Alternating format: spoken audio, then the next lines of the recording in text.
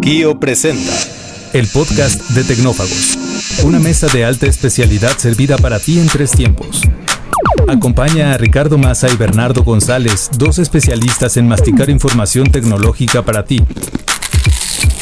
Prepárate para devorar junto a los tecnófagos todas las noticias de las innovaciones del momento. Bienvenido a Tecnófagos, devoradores de tecnología, y pues es un honor inaugurar esta sección de entrevistas contigo, Guillermo.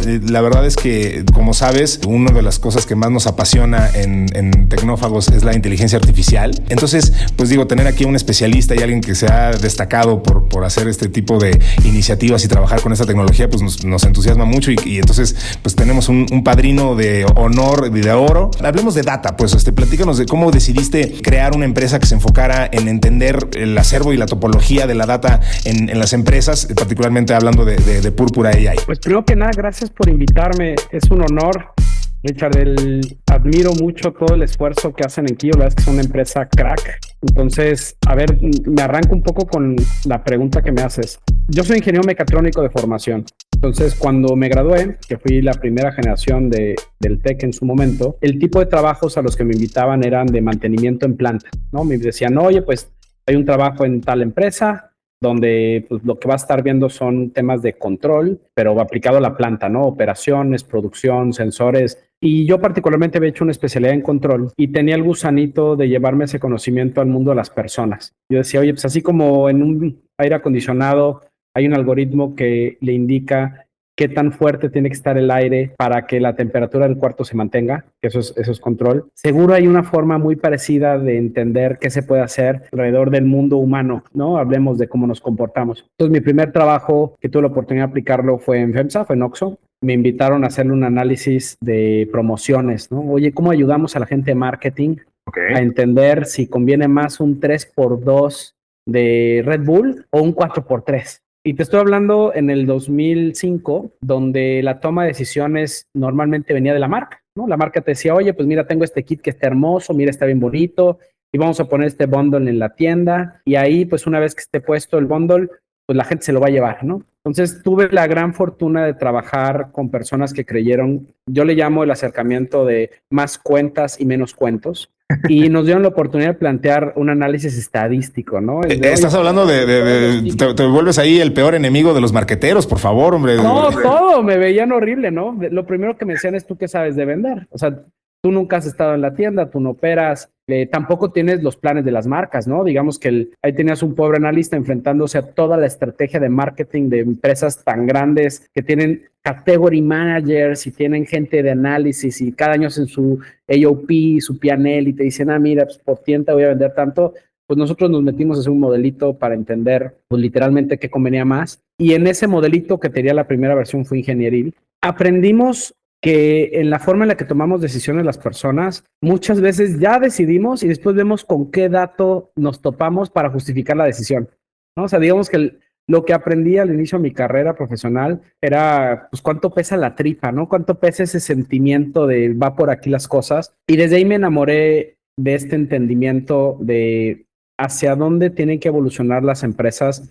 No únicamente para ser data-driven, que data-driven es importante, data-driven es conozco la data, la valoro, la hago parte de mi toma de decisiones, sino el siguiente escalón que es insight-driven. ¿Por qué es insight-driven? Porque de nuevo en mi carrera, en estos más de 15 años de experiencia trabajando con temas de data, de algo estoy seguro y es que menos es más. O sea, no necesariamente se trata de cómo tengo el tablero más poderoso donde está todas las respuestas de todas las cosas que muchas veces acaban pareciendo más sábanas de datos, sino es ¿cuál es la pregunta correcta que me ayuda a crecer? Porque no son 50, lo demás es curiosidad. Entonces, digamos que en mi mundo y en estos años de consultor que nos hemos enfocado a ayudar a empresas a transformarse y empresas de todos tamaños, la constante sigue siendo que no hemos logrado educar a nuestros usuarios en prepararnos para preguntas poderosas. Exacto. La pregunta poderosa no es qué pasó ayer. La pregunta poderosa es, ¿qué es lo mejor que me puede pasar? Que en ese sentido, la inteligencia artificial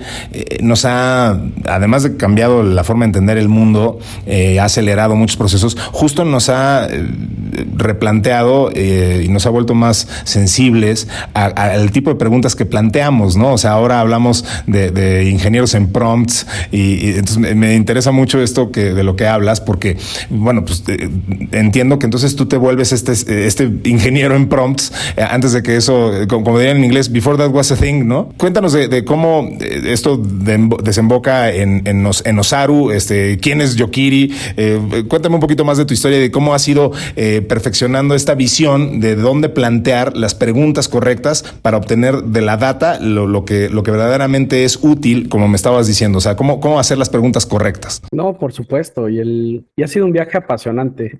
Les voy a contar mi viaje desde la forma humana, ¿no? Y que es donde más he encontrado las respuestas.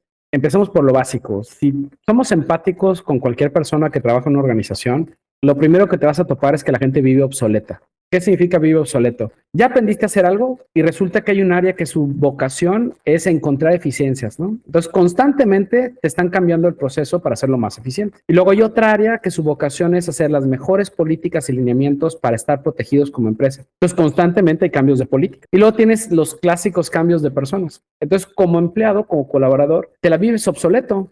Más tardaste en aprenderle cómo le hacías para hacer algo, que ya hay un nuevo portal, hay un nuevo procedimiento, hay una nueva política, es un nuevo responsable. Y justo con la llegada de inteligencia artificial, muchos de estos retos, que la respuesta era, pues, chin, ¿no? Vas a tener que leer la política. ¿Cuántas veces? Pues tantas veces sea necesario. Con la llegada de inteligencia artificial, hay buena parte de las tareas que vas a poderle delegar a un AI. Entonces, yo no visualizo un mundo en el que el AI trabaja y reemplaza personas. Yo más bien visualizo un mundo donde somos capaces de pegar ese brinco en calidad, de toma de decisiones basadas en datos, hacia un futuro corporativo donde es relativamente simple encontrar respuestas. O sea, yo les hago siempre el ejemplo cuando lo explico a los C-levels de las empresas. Pensemos que si hoy yo los invito a comer en Grecia y les digo qué se les antoja, yo, sin ser griego, tengo en la palma de mi mano una herramienta que cuando me digan qué tipo de comida quieren, puedo encontrar el restaurante con mejores reviews y lo puedo encontrar en segundos, ¿no? O sea, claro. Lo único que hago es buscar en un buscador, oye, mejor, es más como lo escribo, ¿no? ¿Cuál es el mejor restaurante con este platillo en esta ubicación? Y me aviento un listado, me da estrellitas y yo ya puedo elegir con datos qué restaurante quiero. Y yo me puedo meter a ver menús y demás. Pensemos que cuando llevas eso al mundo corporativo, no es así. Oye, ¿cuál es el mejor contrato que puedo hacer para este caso? ¿Sabe? ¿No? Es reinventa el hilo negro todos los días. Es qué quieres hacer, cómo lo quieres hacer y acaba siendo en función de tu experiencia, porque no hay forma de sumar el conocimiento colectivo de la empresa. Con la llegada de inteligencia artificial, para mí el principal cambio, más que automatizar, es que ya tienes a un ente que puedes ir entrenando para que sea ese mediocampista. Entonces, en mi sueño, mi vocación de crear una startup que se apalanca de data y de inteligencia artificial, es ayudar a los colaboradores a que ya no vivan obsoletos, a que ese mediocampista sea, oye, ¿cómo pido vacaciones? Pues si el proceso cambió ayer, a ti te da lo mismo quién lo cambió, por qué lo cambió, cómo se cambió. Tú lo que quieres es saber cómo pides vacaciones hoy, que es cuando lo estás pidiendo. No te sirve el drama en el correo de es que hace un mes te pedían de otra forma, ¿no? Si ahora tienes que trabajar con un ERP nuevo, que ahorita vivimos la migración a las nubes, ¿no? O temas de ciberseguridad, no quieres dedicar tus noches a estarte tomando cursos de certificación para decir que ahora sí ya sabes cómo se usa la NOM, no sé qué rayos. Tú lo que quieres es que alguien te explique. Y quieren que te explique cuando lo necesitas. No necesitas ahorita una explicación de cómo usar un tablero, lo necesitas cuando estás enfrente del tablero. Entonces pensemos que mi sueño o la vocación de crear Osaru es justo cómo creamos ese asistente que te dé soporte y educación para una realidad que ya cambió, donde todo se está moviendo bien rápido. El mismo tema del COVID nos invitó a darnos cuenta que ya el trabajo es híbrido, ya el trabajo es digital, ya el trabajo es además global, ¿no? Podemos ahorita estar teniendo escuchas que en japonés van a darle traducir a esta entrevista y la pueden escuchar en japonés. Así es. Ni siquiera tenemos que esperarnos a que alguien nos haga la traducción. Ya el usuario mismo tiene herramientas para hacer eso. En un mundo así, ¿cómo habilitamos a que nuestros colaboradores tengan ese tipo de beneficio para que trabajen mejor, para que seamos más productivos? Yo sueño con esa jornada de 4 días a la semana, porque en efecto somos tan eficientes que no hace falta que estemos trabajando, pues creo que somos a la fecha, seguimos siendo el país que más horas dedica a trabajar. Justo, eso nos habla de la eficiencia que le damos a cada una de esas horas, y la inteligencia artificial ha venido a replantearnos pues justo qué tan eficientes somos y qué tan parejo está el piso en ese sentido, porque pues la inteligencia artificial, Bernie y yo hemos platicado muchas veces, es este gran democratizador, ¿no? O sea, nos pone a todos en un piso muchísimo más parejo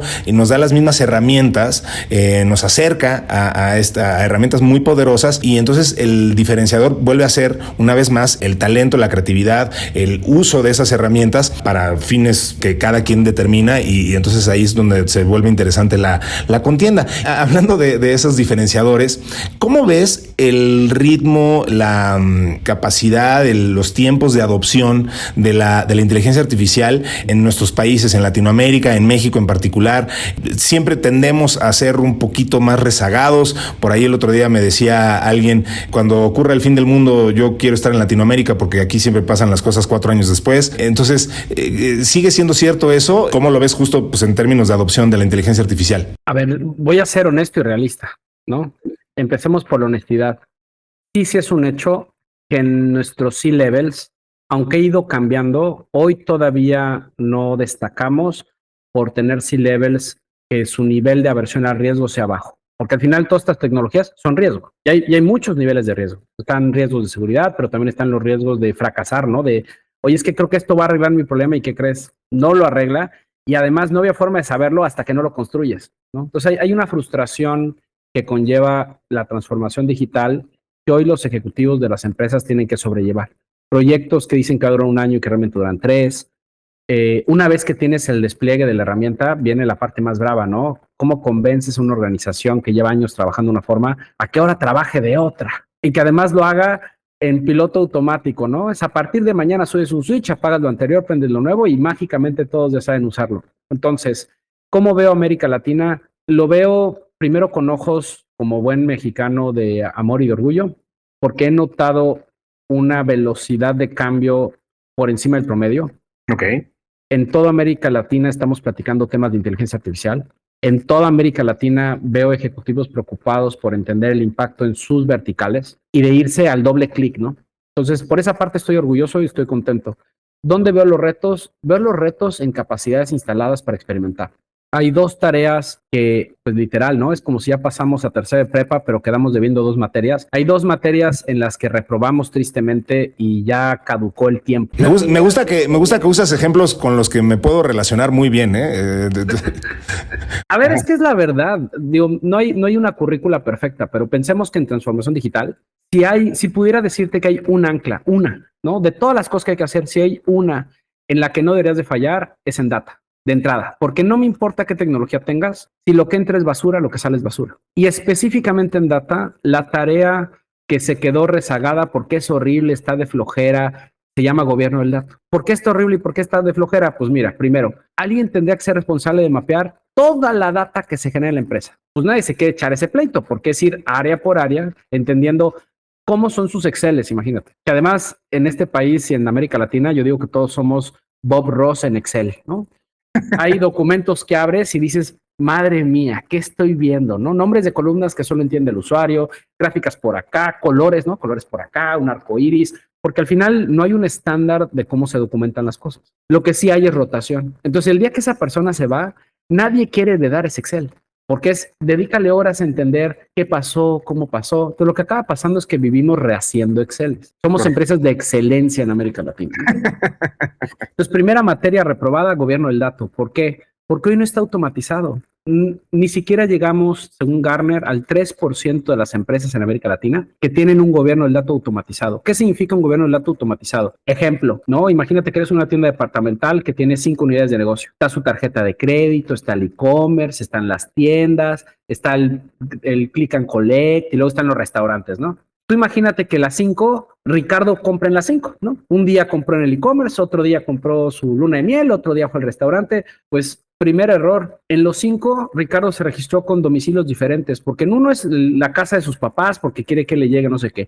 Y en otro puso una dirección de correo personal. Y en otro puso la dirección de correo de donde trabaja. Pues es una flojera estandarizar toda esa información. Primero, darnos cuenta que Ricardo es el mismo. Eso ya es un pleito y son proyectos caros que a simple vista no dejan ROI. O sea, ¿cuál es el valor de saber que Ricardo es Ricardo en todos mis puntos de contacto? ¿Y cuál es el valor de saber cuál es la dirección real de Ricardo? Porque está donde le mandamos la compra al e-commerce, pero también está la dirección de su tarjeta, pero también está la dirección que se dio de alta con nosotros. ¿Quién es el dueño de la verdad? ¿Quién en esta organización decide que esta es la dirección correcta, Ricardo? Pues todo eso es gobierno del dato automatizado. Es poder tener una sola fuente de la verdad para que todos consumamos de ahí. Entonces, pues ya llegó ese momento. Con la inteligencia artificial, si esa tarea no está hecha, primer gran problema. Oye, tú puedes chatear en este momento con tus datos. Está bien, ¿cuáles datos? ¿No? Porque digamos que hoy todavía tengo clientes que no nos ponemos de acuerdo en cuánto vendieron, porque está el dato con IVA, el dato sin IVA, el dato al corte no sé qué, el dato que está en el post, el dato que vive en el BI, que tiene otro tipo de tratamiento, el dato financiero, temas a veces tan fáciles o tan difíciles como cuánto vendimos ayer. Sí. Si no nos ponemos de acuerdo en cuál es el número oficial, el AI te va a contestar algo y ahora te vas a pelear con el AI, ¿no? No es cierto. Porque yo me metí al portal y en este portal, cuando yo sumo A más B más C más D, da 5 y tú dices que es 6. Entonces ahora lo que tenemos es una persona con la cual nos peleamos, que es un AI. Claro. Al final es el AI pues va a ser tan inteligente como la data que lo constituye y las bases de datos a las que tenga acceso, ¿no? O sea, entonces, claro, tiene una capacidad prácticamente infinita de adopción y puede ver todo muchísimo más y barajear, digamos, muchísimos más datos de lo que un humano podría o que miles de humanos podrían, pero solamente va a ser tan inteligente pues como la cantidad de datos que tengan. Por eso es tan aplicable esta frase que utilizas de, o sea, shit in, shit out, ¿no? Oye, a ver, ya lo contestaste de alguna manera, pero me encantaría que lo pudieras como puntualizar, porque yo siento que la gran interrogante o el gran temor que veo dentro de los tomadores de decisión en las empresas es justo este proceso que de alguna manera, insisto, que ya empezaste a mostrar, pero déjame preguntártelo así. ¿Cómo le entro a la inteligencia artificial si soy el tomador de decisiones de una empresa? Yo sé que ahí está ChatGPT y yo sé que hay empresas que están haciendo sus propios LLMs y no sé si debo de hacer uno, no sé si ni qué recursos implica, si es necesario que ¿con quién me acerco? Si yo soy una persona que típicamente no estoy muy involucrado con tecnología, pero sé que allá afuera están ocurriendo estas herramientas maravillosas que optimizan tiempos, dineros, gente, lo que o sea, para bien y para mal. ¿Cómo le hago? ¿Cuál es el primer paso o el segundo y el tercero? ¿Cómo mapeo y cómo le pierdo el miedo a entrarle a este nuevo mundo para justo acabar peleándome con esta inteligencia artificial, como dices? Mira, yo le llamo mi ABC. Ok. A mí me gusta que las cosas, de nuevo, menos es más, ¿no? Menos sofisticado, más al grano. Hay un libro, se llama El fin de la ventaja competitiva, es de Rita Gunter. En ese libro tiene una idea desarrollada, es muy simple y básicamente la siguiente.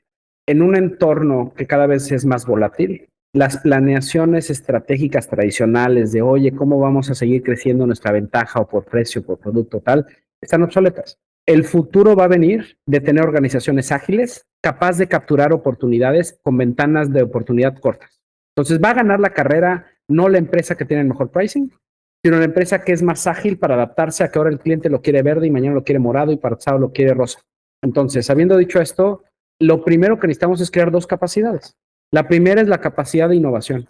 Y no hablo de innovación de tener un paper. Hablo de realmente, si mañana queremos lanzar un piloto, ¿cuántos días pasan de que ya decidimos que hay que hacer el piloto y ya lo estamos corriendo? Si la respuesta es años, porque hubo que ponerse de acuerdo y ver dónde sale el presupuesto y luego acotar quién es el dueño y luego ver cómo lo vamos a medir y luego, olvídate, ya lo lanzamos y qué hacemos con los resultados, ¿no? O sea, si ese proceso normalmente se le conoce como un proceso de gates o de compuertas, ¿no? Si ese proceso ni siquiera existe, pues la capacidad de experimentar no existe. Y si no existe la capacidad de experimentar, lo que vas a tener son chispazos. Oye, a tal área se le ocurrió tal cosa, está bien, tal área está haciendo algo, pero no es una capacidad como empresa. Entonces, la primera capacidad como empresa que tienes que desarrollar es esta de innovación y tiene que vivir como capacidad. ¿Eso qué implica? Pues perderle el miedo de equivocarse. Literal. ¿Qué pasa si sale mal? Pues nada, aprendimos. Claro. ¿No?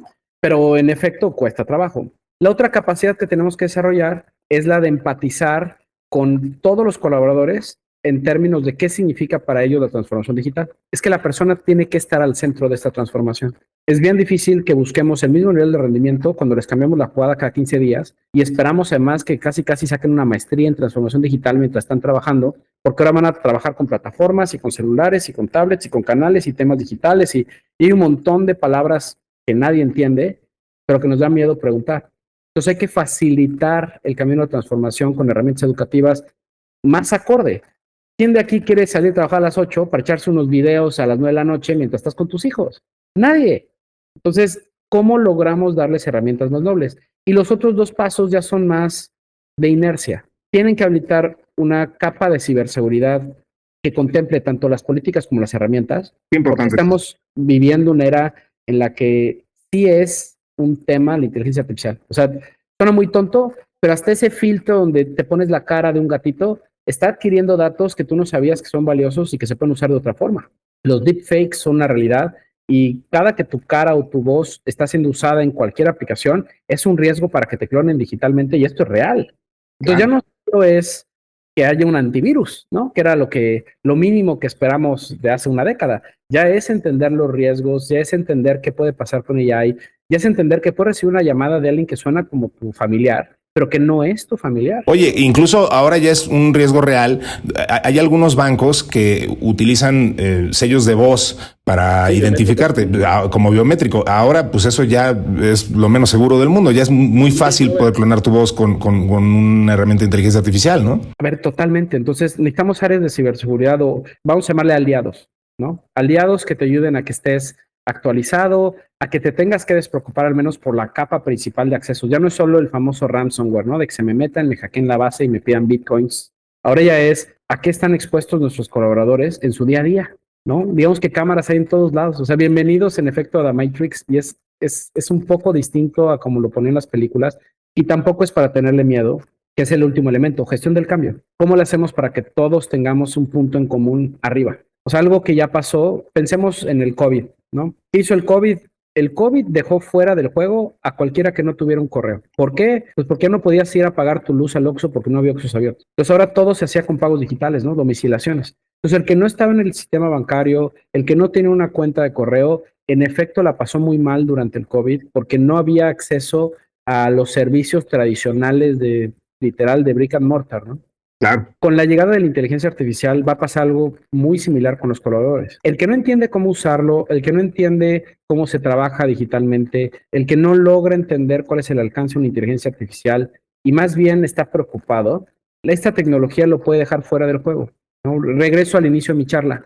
No es que sea un reto titánico que la inteligencia artificial te conteste preguntas de datos. Tiene un reto técnico, hay que tener respeto, hay que hacerlo, que es mi otra recomendación. Búsquense un partner tecnológico. Normalmente son partners que entienden de la nube, ya los negocios viven digitales, pero búsquense a alguien que talks the talks, ¿no? O sea, por ejemplo, nosotros en nuestro caso, yo doy recomendaciones porque uno, tengo un producto, lo someto a clientes, entiendo el estrés, además con nuestros clientes hacemos mucha co-creación. O sea, el que hoy les diga que se la sabe de todas, es el gurú de tal, pues pensemos que esta rama de la inteligencia artificial, aunque lleva décadas, ya en forma operativa, práctica y casos de uso de negocio, no lleva ni un año. Entonces, ¿qué experto va a existir allá afuera con un año de madurez? Y además, lo que sea que estés viendo hoy, en 2 meses ya cambió, ¿no? ChatGPT apenas hace un mes lanzó que ya puedes mandarle pedir imágenes a Dalí, ¿no? Y ahora puedes tener conversiones por voz. Y si nos dan un año, nos vamos a reír de lo que hace ahorita porque ya en un año va a hacer muchas más cosas, ¿no? Entonces, para ayudar a la gente que nos está escuchando en este podcast y de nuevo mi receta de cocina,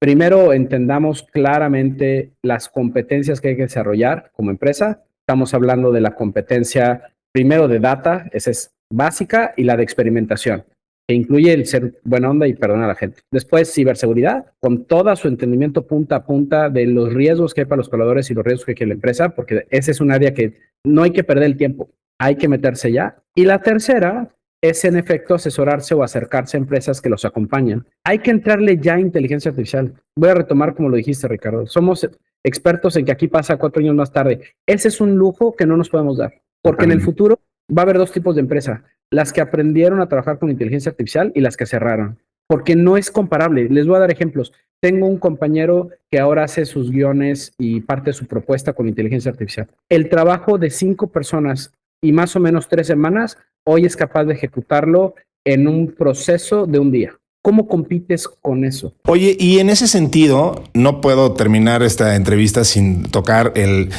consabido y hasta chocante tema de el desplazamiento humano. ¿Qué le contestas a la gente que invariablemente te pregunta, es que esto va a desplazar a los humanos, esto está quitando, esto corre gente? Digo, sé que ya pasamos un poquito por ahí, pero cuando la gente que sé que te pasa, todo el mundo cuando le dices que trabajas con inteligencia artificial te dice, esto va a acabar con los empleos, va a acabar con la humanidad. ¿Cómo respondes a los argumentos apocalípticos? Mira, está padre porque desde que me gradué de la universidad tengo la misma charla. Como estudié automatización, ¿no? Me decían, es que ahora los robots van a desplazar a los empleados de la planta. Pues yo me gradué en 2005, estamos en 2023 y yo no veo hordas de gente sin trabajo en la planta porque los robots hacen todo. Lo que sí ves es industrias aledañas a esos robots y gente que tiene que trabajar alrededor de esos robots y gente que le vende servicios a los que fabrican esos robots y claro. Entonces, mi recomendación, ¿cuál es? Dejar de pensar que esta tecnología va a dejar sin trabajo y más bien prepararse a que esto es darwinismo, porque trabajo va a haber y mucho. O sea, se estima que solo en nuevos trabajos derivados de esa tecnología a nivel global se van a abrir casi 14% de nuevas vacantes. Solo de esto. Desde el que sabe hablar con el AI, pensemos que hay un brinco de cómo esta tecnología pivotea en más lugares. Ahora sí me imagino el carro como el Transformer, ¿no? Que tenga personalidad y te asesore. Y también me imagino robots ahora sí acompañando a gente de la tercera edad, llevándoles el súper, diciéndoles que les toca tomar su pastilla, teniendo conversaciones más humanas, entre comillas. Cosa que ya estamos empezando a ver, además, ¿no? O sea, ya vemos inteligencias artificiales diseñadas específicamente para acompañar a adultos de la tercera edad, o sea, más enfocados, digamos, con una faceta humana. Entonces, ¿notas esa tendencia? ¿Crees que hacia allá va también? Hacia allá va, pero ahí te van los nuevos trabajos. Primera pregunta. ¿Quién enseña a la inteligencia artificial a ese cariño o ese plus que le tienes que dar a una persona que hoy tiene una convalecencia? Pues alguien que lleva 20 años trabajando con ellos. Alguien que entiende que no es solo que tome su pastilla a las 4, sino a qué velocidad tomó agua, que en la noche no tome tantas cosas. Y fíjate que la señora Rosy le pasa esto y extraña a su hija, entonces hay que hablar de estos temas. Todo esto que te estoy diciendo son trabajos de entrenamiento de inteligencia artificial que necesitan ser hechos por personas. Entonces, se van a abrir oportunidades de nuevos puestos, así como hay los ingenieros en prompts, que es una profesión que nació hace menos de 8 meses, que además no hay carrera, o sea, es un tema de meterse, experimentar y documentar, se crea con el tiempo. Vamos a necesitar gente que monitorea las inteligencias artificiales, que les dé ese entrenamiento, que descubra mejores prácticas, porque descubrir es lo que permite que después lo pases a todo mundo. Se dice que el balance entre los trabajos que desaparecen y los que van a aparecer sí es negativo. Negativo es menos 5%, pero si lo comparo contra el impacto de otras tecnologías, it's peanuts, ¿no? O sea, es realmente 5% de la población global que van a desaparecer funciones versus la velocidad que tenemos como seres humanos con lo que tenemos acá arriba para reinventarnos. Yo te diría, se vienen tiempos bien bonitos para estar vivo. O sea, hacia nuestros hijos que están estudiando una carrera, que a lo mejor dicen, oye, papá, a lo mejor estoy estudiando algo que va a ser un robot mañana, ¿eh? O sea, imagínate hoy alguien arrancando su carrera de finanzas y contabilidad y que te diga, papá, es que estoy viendo que a lo mejor ChatGPT va a poder hacer la contabilidad en automático. Por supuesto. A ellos, el mensaje es, qué padre, porque te está brindando la oportunidad de imaginar qué sigue. Porque el fondo de la empresa no es llevar la contabilidad por llevarla. El fondo de la empresa es ser mejor empresa, es dar más rentabilidad. A lo mejor ahora vamos a tener una oportunidad de crear una contabilidad sustentable, ¿no? Ya no vamos a pelearnos con el número, vamos a pelearnos con nuevos KPIs, impacto ambiental. ¿Se imaginan un contador que además en el estado de resultado tenga que pensar cómo hacerle para meter ese impacto climático o ese factor social? Va a haber una capacidad de meternos en cosas que no nos ha dado la vida porque vivimos haciendo talacha. Y eso me llama mucho la atención. Totalmente, totalmente. Yo creo que, como bien dices, estamos viviendo tiempos muy emocionantes y digo, pues justo nos tocó estar en esta época y pienso en lo que esto implica para justo pues, lo que nos imaginábamos que iba a ser el desarrollo de la tecnología aplicada a los humanos y bueno, pues lo que verdaderamente está resultando son vertientes que bueno, pues ni Isaac Asimov se imaginó y pues va a ser muy interesante vivirlo y es muy emocionante platicarlo con expertos como tú. Desafortunadamente el tiempo tiempo es un tirano, mi querido Guillermo, entonces necesitamos cerrar esta entrevista, pero no sin antes preguntarte cómo te contactamos, típicamente quién o qué perfil de cliente tienes y qué pueden esperar de entrar en contacto contigo. Por supuesto. Mira, primero mi correo es guillermo@osaru.io, Osaru con Z. ¿Qué pueden esperar con nosotros? Tenemos una tecnología que nosotros le llamamos el cerebro, que le facilita a los colaboradores de la empresa poder preguntarle al conocimiento de la empresa. Pues políticas, manuales, procedimientos, todo lo que tengan en papel, se sube al cerebro y a partir de ahí, desde FactSoft, puedes hacer preguntas. Oye, ¿y ahora cómo pido vacaciones? Oye, ¿y tal proceso cómo se hace? ¿Cómo va el corte de caja? Entonces, el tipo de empresas con las que hoy estamos trabajando principalmente entran en la categoría de Enterprise. Lo que les arreglamos es que nuestra tecnología es muy noble, está montada en una nube segura y al estar la empresa en México, estamos creando los casos de uso con ellos. Estamos co-creando. Entonces, de la mano de nuestros partners como Kio, que ya les puede brindar toda la capa de arquitectura, que nosotros no damos ese servicio, sino más bien el configurar las cosas, tenemos un combo muy potente para llevar a casi cualquier industria a que la inteligencia artificial facilite el que todo ese tiempo que se pierde encontrando en qué carpeta estaba tal, es más, acuérdate, en qué documento estaba tal cosa que me mandaron en un correo hace 2 años. No, y si me preguntas a mí, vaya, yo te diría, olvídate de eso, en qué folder y en qué archivero, pero sí. No, bueno, está horrible. Es que sí, ese es lo que estamos arreglando, los acompañamos. Al final tenemos capacidades, por lo mismo que somos empresa 100% mexicana, tenemos capacidades de acompañamiento. Entonces, si mi tecnología no lo hace, tenemos ingenieros que les pueden ayudar a co-crear junto con sus ingenieros. Hay capacidades que se van a crear más fácil así. Entonces, atrévanse a experimentar. Si se animan a trabajar con nosotros, van a ver una experiencia muy formal, muy profesional. Tenemos buenas referencias de nuestros clientes y les diría que no hay muchas empresas en México con estas capacidades y es el momento de comernos el pastel. O sea, México está viviendo unas oportunidades brutales de nearshoring y justo en tecnología hay un símil, ¿eh? No todo es exportación e importación de temas tangibles. La mentefactura o la propiedad intelectual es algo que también va a detonar en los 100 años y solo América Latina entiende a América Latina. Es súper interesante eso que dices. Se abrió un portal que la tecnología está impulsando y digo, el poder acercarnos a eso y el poder acercar el mundo que nos parecía que ya estaba hiperconectado, pero pues justo ahora con estas nuevas herramientas entendemos nuevos puentes y nuevas cercanías entre China, Estados Unidos, la de América Latina, México.